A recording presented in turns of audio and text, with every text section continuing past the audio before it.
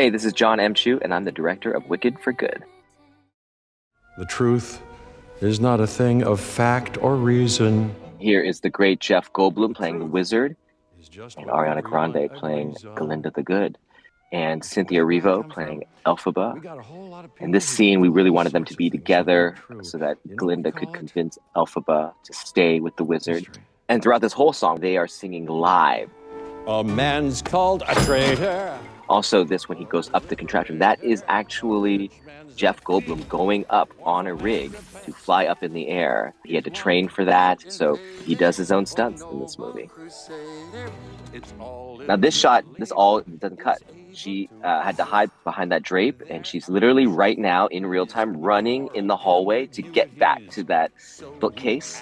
So this is all in real time. We had like 5 engineers, remote control engineers, controlling to the rhythm the eyeballs, and then she's running in, making sure she doesn't slip in the bag, and then Ari comes out. They call him wonderful. So I am wonderful. He is so wonderful. It's part of his name. So we haven't cut yet, all the way from before.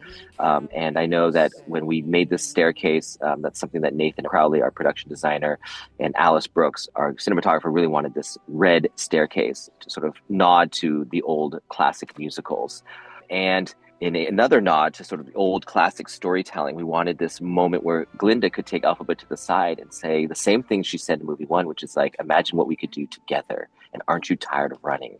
And then the sort of magical Disneyland ride occurs. I always thought the Peter Pan ride was sort of a great nod in this, that it's all created by a person, and yet it could still feel that sort of childlike wonder. I really needed Cynthia to go back into a childlike state in order to remember what it felt like to be part of a system, and how nice it feels sometimes to be comfortable, even though what she's done is more courageous and feels uncomfortable.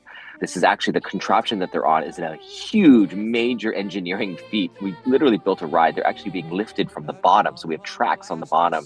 They're not being hung from the top. And it went all around the room. This room is actually connected to the throne room with the big wizard head. So you could walk from this side all the way to the front, which is what you're about to see as they go through these drapes. I always wanted to see what it's like to be behind the drape and in front of the drape, that classic idea.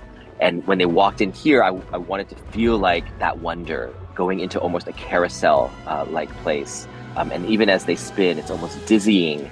And in a weird way, it's almost like that Titanic shot with Leo, where they're spinning right before all the tragedy occurs. Trust me, it's fun.